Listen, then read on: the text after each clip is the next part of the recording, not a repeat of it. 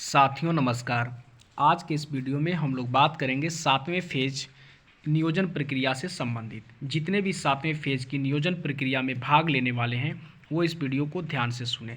आज आप सभी लोग जानते हैं कि शिक्षा मंत्री और माननीय मुख्यमंत्री के द्वारा एक बैठक की गई और उस मीटिंग में अहम जो है बातें रखी गई। उस अहम बातों को अगर आप लोग ध्यान से सुनेंगे समझेंगे तो आप लोगों में खुशी की लहर दौड़ पड़ेगी, क्योंकि अब जो है इन चीज़ों को देखने के बाद जो बातें निकल करके आई हैं इसमें स्पष्ट हो गया कि अब सीटों की संख्या बहुत काफ़ी बढ़ जाएगी।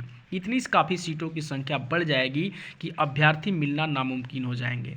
तो चलिए हम लोग पहले उस जो है लेटर से रूबरू हो लेते हैं कि आज के बैठक में क्या क्या बातें निकल करके सामने आई है, जिससे आपको समझ में आएगा कि आखिर सीटों की संख्या कितना तक बढ़ जाएंगी।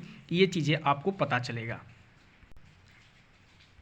देखिए आज के बैठक में आप देख सकते हैं यहाँ पर प्रेस विज्ञप्ति मुख्यमंत्री का कार्यालय लिखा हुआ है। यहाँ पे एक एक बिंदु को हम लोग समझेंगे ताकि आपको समझ में आएगी। देखिए पहला ही पॉइंट क्या लिखा हुआ है इसको पढ़ते हैं हम लोग। सभी पंचायतों में उच्च माध्यमिक विद्यालयों की स्थापना की गई है। इससे अब छात्र छात्राओं को अपने पंचायत में ही उच्च माध्यमिक स्तर तक की शिक्षा मिल सकेगी। छात्राओं का शैक्षणिक स्तर बढ़ने से प्रजनन दर में और कमी आएगी। तो अब यहाँ पे देख सकते हैं, यहाँ पे स्पष्ट बातें बोली गई है। उच्च माध्यमिक विद्यालय की बातें हो रही है, तो आप समझ सकते हैं कि उच्च माध्यमिक विद्यालयों में सरकार का ध्यान स्पष्ट रूप से जो है खींचा हुआ जा रहा है, ताकि जो भी छात्र और छात्राएं हैं अपने स्तर यानी अपने पंचायत में ही 10+2 की पढ़ाई कर सकें, ताकि किसी भी तरह का समस्या न हो। और प्रजनन दर यानी यहाँ पे जनसंख्या वृद्धि से बातें हो रही है कि यानी जैसे ही छात्राएं जो है शिक्षित होंगी तो प्रजनन दर में भी कमी आएगी। तो आप समझिए कि 10+2 खास करके कंप्यूटर साइंस वाले अभ्यर्थी खुशी मनाएं कि 10+2 में यानी जो है कंप्यूटर साइंस वगैरह जो भी हैं 10+2 में उनकी यानी पेपर 2 वाले जो भी अभ्यर्थी हैं वो खुशी मनाएं, उनकी निश्चित तौर पे सीटों की संख्या बढ़ जाएगी। आगे पॉइंट क्या कहा गया इसे देखिए। सभी पंचायत में उच्च माध्यमिक विद्यालय के आधारभूत संरचना निर्माण कार्य में तेजी लाएं। देखिए यहाँ भी जो है +2 की बातें हो रही हैं, पेपर 2 की बातें हो रही हैं, यानी पेपर 2 के लिए पठन पाठन का कार्य अगर सही ढंग से नहीं है तो उसे भी सही करनी है। देखिए यहाँ क्या लिखा हुआ है, जहाँ शिक्षकों की कमी है वहाँ शिक्षक की बहाली जल्द हो, ताकि छात्र छात्राओं का पठन पाठन में किसी प्रकार का दिक्कत ना हो। तो पेपर 2 वाले खुशी मनाएं, पेपर 2 वाले के सीटों की संख्या इतना काफ़ी हो जाएगा कि अभ्यर्थी मिलना जो है खोजना पड़ेगा और मिल नहीं पाएंगे। पहले राज्य का प्रजनन दर 4.3 था, जो अब घट करके 3 पर आ गया। सभी पंचायतों में 9वीं एवं 10वीं की पढ़ाई शुरू हो गई है। अब देखिए यहाँ पे 9वीं और 10वीं की पढ़ाई की बात हो रही है, यानी इसकी भी पढ़ाई जो है शुरू हो गई है। समग्र शिक्षा अभियान के अंतर्गत शिक्षक और छात्रों के अनुपात 1:40 निर्धारित किया गया है, जिस मानक पर राज्य अब लगभग पहुंच गया है। यानी आप समझिए कि यहाँ पर कहा जा रहा है कि 40 विद्यार्थियों में एक शिक्षक का होना बिल्कुल ज़रूरी है। तो अब आप समझिए कि माध्यमिक में भी जो है शिक्षकों की भरपाई होगी और शिक्षकों की बहाली होगी। अब शिक्षकों की संख्या बिल्कुल ही बढ़ेगी।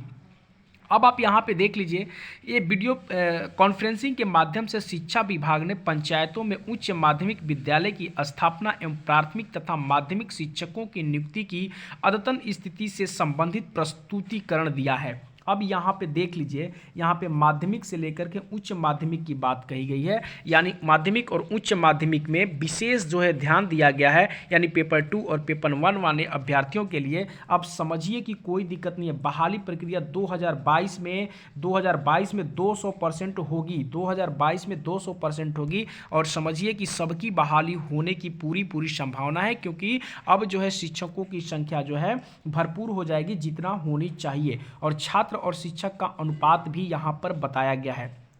अब देखिए आगे क्या लिखा हुआ है यहाँ पे। उच्च माध्यमिक विद्यालयों से आच्छादित करने का निर्णय लिया गया था, जिसके तहत 6421 पंचायतों को उच्च माध्यमिक विद्यालय विहीन पंचायतों के रूप में चिन्हित करते हुए 6421 उच्च माध्यमिक विद्यालयों की स्थापना की जा चुकी है। सभी पंचायतों में 9वीं एवं 10वीं की पढ़ाई शुरू हो गई है।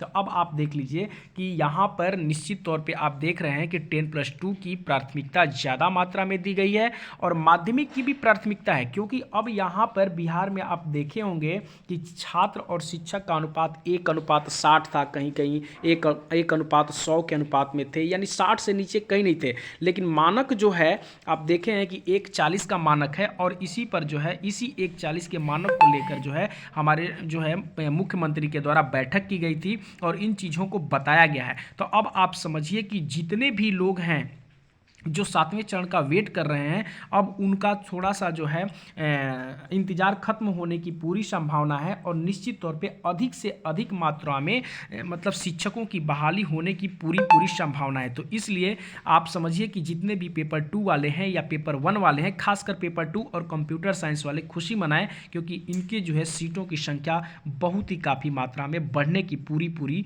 उम्मीदें हैं। धन्यवाद।